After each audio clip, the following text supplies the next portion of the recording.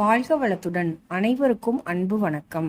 எல்லாம் வல்ல இறைவனின் திருவடிகளை போற்றி பணிந்தும் யாதும் ஊரே யாவரும் கேளிர் தீதும் நன்றும் பிறர்த்தரவாரா என்கின்ற கணியன் பூங்குன்றனாரின் நிறைமொழியோடும் இன்றைய சிந்தனை பதிவினை வழங்குகின்றேன்.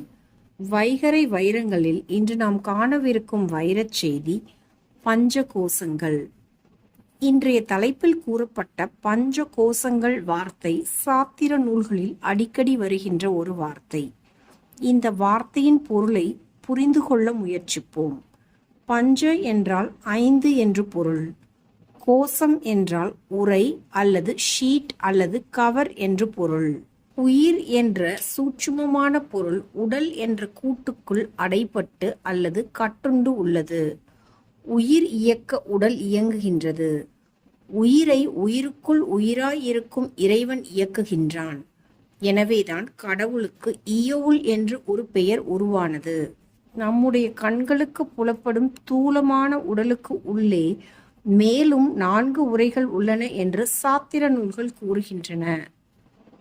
வெளியே தெரிகின்ற தூல உடலை அன்னமய கோசம் என்ற வார்த்தையால் கூறுகின்றது. இந்த புற உடலுக்கு உள்ளே உள்ள அடுத்த உரை பிராணமய கோசம். அதற்கு அடுத்தபடியாக உள்ளே உள்ள உரை மனோமய கோசம். 4ஆவதாக உள்ள உரை விஞ்ஞானமய கோசம். இறுதியாக மற்றும் 5ஆவதாக உள்ள உரை ஆனந்தமய கோசம் என்று புரிந்து கொள்வோம். 5 உரைகளால் உயிர் மூடப்பட்டு இருக்கின்றது. எனவே உயிரானது 5 உரைகளுக்கு உள்ளே மிகவும் பாதுகாப்பாக இருக்கின்றது என்று சாத்திர நூல்கள் கூறுகின்றன. புற உடலை தவிர பிற அனைத்தும் ஒன்றுக்கொன்று மிகவும் சூட்சுமமாக இருப்பதால் நம் காட்சிக்கு தெரிவதில்லை. காட்சிக்கு தெரியவில்லை என்பதால் இந்த அமைப்பே இல்லை என்று பலரும் கூறிவிட்டனர். பஞ்சகோசங்கள் என்ற 5 உரைகள் கற்பனை அல்ல, உண்மை என்று ஞானியர்கள் உறுதிப்படுத்தி சென்று இருக்கின்றார்கள். வரும் அடுத்த பதிவு முதல் ஒவ்வொரு கோசமாக பார்ப்போம். நாம் நம்மை பற்றி அறிந்து கொள்ளும் இக்கல்வி மட்டுமே உண்மையை நோக்கி அழைத்துச் செல்லும் உண்மை கல்வி.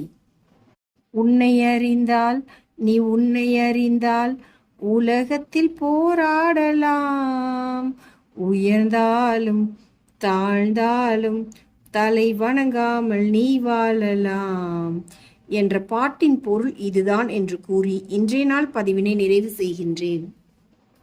எல்லா உயிர்களும் இன்புற்றிருக்க நினைப்பதுவே அல்லாமல் வேறொன்றறியேன் பராபரமே என்கின்ற தாயுமான சுவாமிகளின் நிறைமொழியோடு இன்றைய நாள் பதிவினை நிறைவு செய்கின்றேன். அனைவருக்கும் நன்றி, வணக்கம். வாழ்க வளத்துடன்.